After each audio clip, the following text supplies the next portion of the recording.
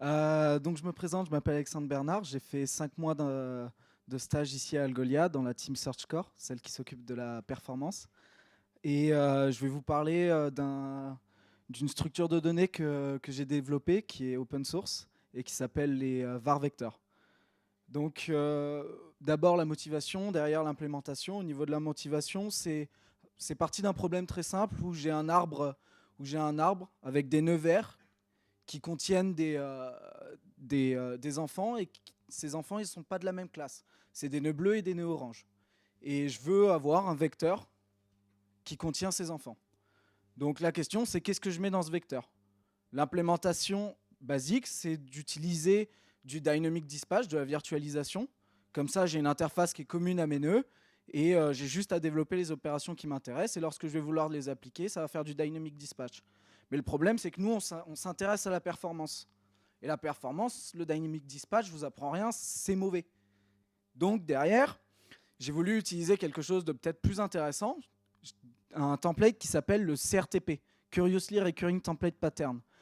C'est ce qui me permet de pouvoir avoir ma classe mère qui est templatée avec la classe fille. Et comme ça, mes classes filles vont avoir une interface commune, implémenter les opérations qui les intéressent.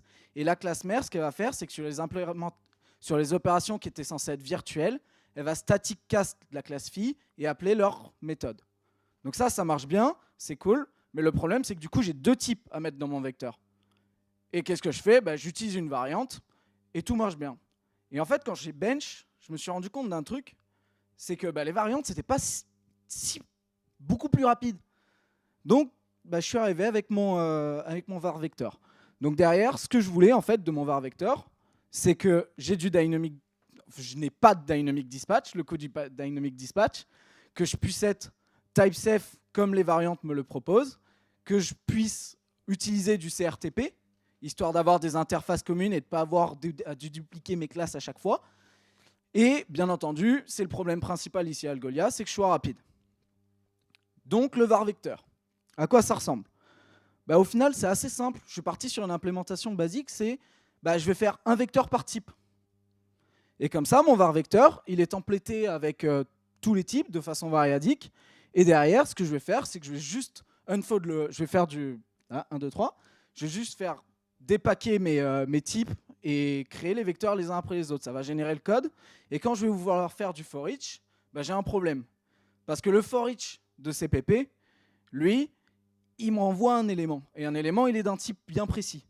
Donc je vais devoir faire du functional iterator, c'est-à-dire que vous me passez votre opération et vous inquiétez pas, moi je vais l'appliquer sur chacun des éléments.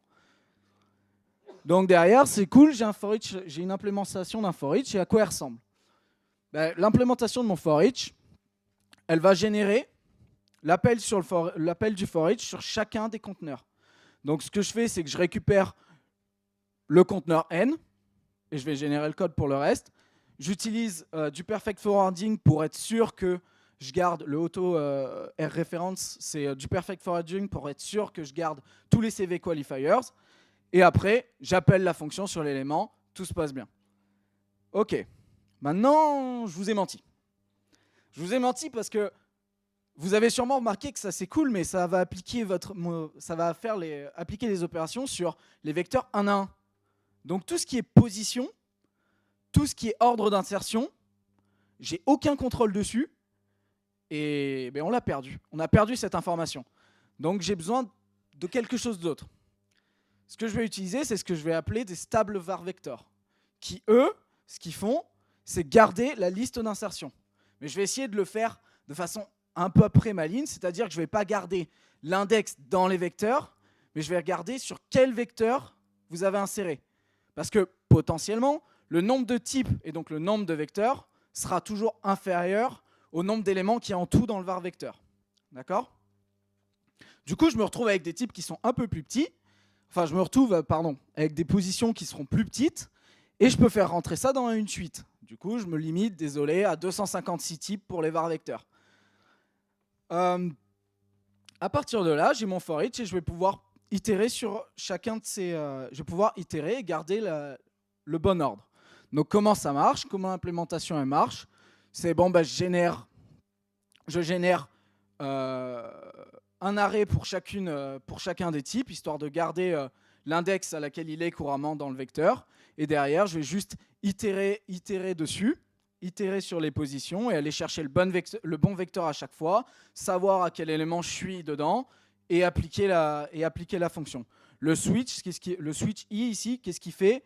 C'est qu'il a généré un switch au compile time, le code du switch au compile time, pour que comme ça, je fasse, bon ben, si le i que tu me demandes, c'est le premier vecteur, je vais aller chercher dans le bon, etc. Tout ça, c'est bien sympa. Mais je vous ai vendu un truc qui va vite. Je vous ai dit, tout ça, on l'a fait pour la performance. Donc, qu'est-ce qu'on a gagné au final? Quand on regarde, en fait, le var vecteur, qui est la courbe orange tout en bas, elle est 5 fois plus rapide que sur de la virtualisation, que si j'avais utilisé un vecteur avec du dynamic dispatch. Ça, c'est si j'en ai rien à faire des positions. Et lorsque j'en ai quelque chose à faire des positions, je suis toujours 1,8 fois plus rapide. 1,8 fois plus rapide, c'est décevant. Par rapport à 5,1, juste parce qu'on garde des positions, c'est quand même vachement décevant. Et en fait, quand on zoome un peu au début de la courbe, on se rend compte qu'au début, avant, sur les 2048 premiers éléments, j'étais 4,7 fois plus rapide que de la virtualisation. Et après, le temps, il explose. Pourquoi? La courbe, elle le dit, je ne rentre plus dans mon cache. Donc là, les next steps, qu'est-ce que c'est? De réussir à faire quelque chose qui rentre un peu plus longtemps dans le cache. Et j'ai essayé. Parce que le truc, c'est que quand vous me donnez 2 types, l'index, il tient sur 1 bit. Donc, je peux arriver et faire des bitsets pour garder mes index. Et comme ça, je suis encore plus petit et je peux faire tenir encore plus de positions dans mon cache. Ouais, mais en fait, le truc, c'est que le coût pour récupérer l'index, vous allez le faire sur des adresses qui ne sont pas alignées. Et ça coûte. Et au final, ça bouffe le temps que je mets, le temps que je gagne par rapport au cache, et je suis toujours pas plus rapide. Donc je suis encore sur cette problématique-là. J'ai parlé que de l'itération parce qu'au final, l'insertion, il n'y a rien de dingue.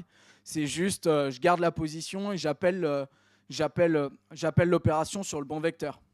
Donc le stable et le var vecteur normal ont les mêmes performances et ils sont tout de même toujours à peu près, je me souviens pas, pardon, je ne l'ai pas noté, ils sont toujours un peu plus rapides que le variant.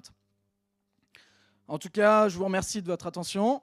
Tout ça, c'est open source sur mon github.h et je vous souhaite une bonne fin de soirée.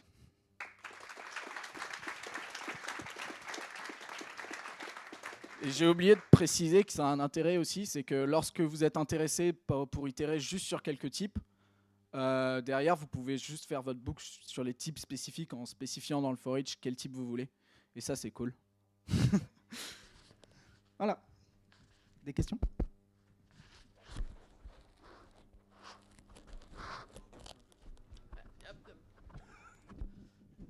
Magnifique. Allô, je suis en train de check. Okay. Ouais. Un truc qui me chiffonne, c'est que finalement, si on réfléchit juste en termes de structure de données, tu te retrouves avec un tube de vecteurs, donc c'est un tube de 3 pointeurs finalement. Non, c'est pas des pointeurs, tu les as. Non, mais un vecteur sur. Enfin, vecteur, oui, d'accord, la donnée dans le vecteur. Ouais. Voilà. Et avec ça, en fait, tu dis, je garde mon tableau d'index pour savoir quel type je dois choper dans l'ordre là. Et en fait, le problème que tu as à l'origine, c'est variant qui est pas assez rapide. Est-ce que finalement, ce que tu voudrais pas, c'est une structure en fait où tu as une liste de index puis l'objet derrière, ce qui ressemble en fait à un variant, mais bon, faut voir comment est foutu le variant après dans la lib. Et du coup, déjà, ça te prendrait moins de place. En termes de cache, du coup, quand tu loads l'objet, finalement, tu as le type, enfin, tu as tout, tu as la valeur des données du type et l'objet et l'index à côté. Et en fait, il faudrait, entre guillemets, peut-être, c'est juste refaire un variant qui va vite. Je sais pas comment est foutu le variant, mais c'est peut-être juste ça le problème. Alors que là, ce que je trouve qui est dommage, c'est que tu parcours ta liste de types, puis en termes de mémoire, en plus, tu prends tes vecteurs à chaque fois là. Et donc en fait tu fais que des allers-retours entre tous tes buffers là et c'est pas du tout continu quoi. Parce que si t'avais un vrai variant avec un index et un switch, parce que peut-être que du coup le variant fait pas un switch mais celui de comparaison, c'est peut-être ça le problème. Finalement c'est peut-être ce que tu veux quoi. Alors ça j'ai essayé. Et le problème c'est qu'en fait derrière t'as des problèmes au moment où tu vas vouloir réallouer. Parce que tes types ils ont pas la même taille. Et du coup comment tu te débrouilles pour faire en sorte que tous les trucs soient toujours bien alignés. Et quand tu réalloues, quel coefficient de réallocation tu décides d'utiliser? Donc, on en parle après, mais variante, du coup. J'ai pas réussi à trouver un moyen de le faire bien. Mais ça reste la meilleure solution, c'est sûr, mais j'ai pas réussi à trouver un moyen de le faire bien. Les paires sont ouvertes, il n'y a pas de problème. Bon, on en parlera plus tard, si j'ai pas. Ça va être chaud, là.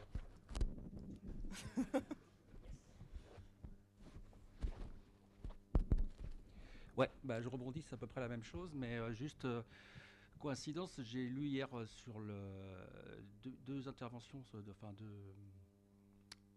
deux articles, sur le net, sur le site de ISO-CPP, justement qui parlaient du double dispatching et de l'intérêt de faire des variantes à la place.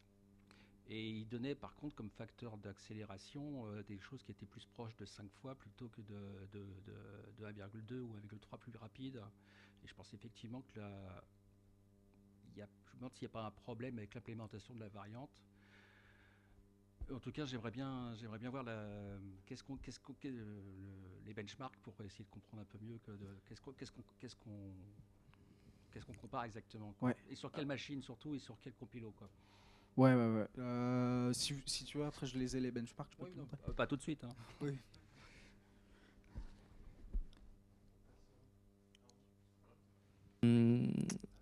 Alors juste la vanne en fait, je pense pourquoi variante c'est lent.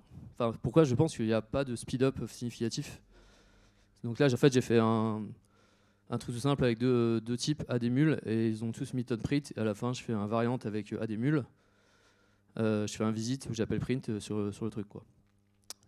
Donc en fait sur l'assembleur de la fonction call qui est là, tout ce qui se passe en fait c'est que bon là il load des trucs par rapport à ce qu'on lui donne en entrée et en fait à la fin on a un joli appel indirect où en fait il appelle un truc où il y a un gen vtable ici et en fait sur un d'en dessous on a deux pointeurs en fait qui sont deux pointeurs sur les deux fonctions qui sont là avec le putS le premier et le deuxième putS et en fait tout ce qu'il fait c'est que j'ai l'impression qu'il génère finalement un type avec des méthodes virtuelles like et en fait on retombe sur le cas où on avait finalement un virtual void print avec une classe de base et donc en fait c'est le même coup que si on avait utilisé méthode virtuelle quoi.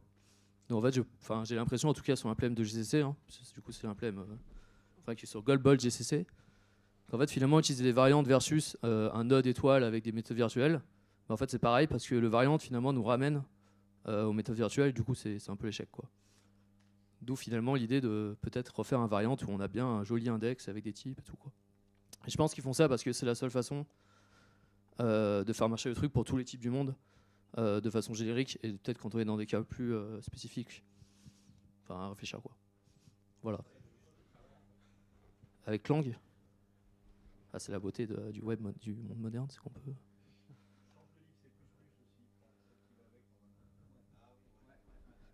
Ouais, donc grosso modo c'est pareil, on a l'appel virtuel et du coup je mets un petit moins stdlib. Ça, hein, pas de bêtises. Magnifique.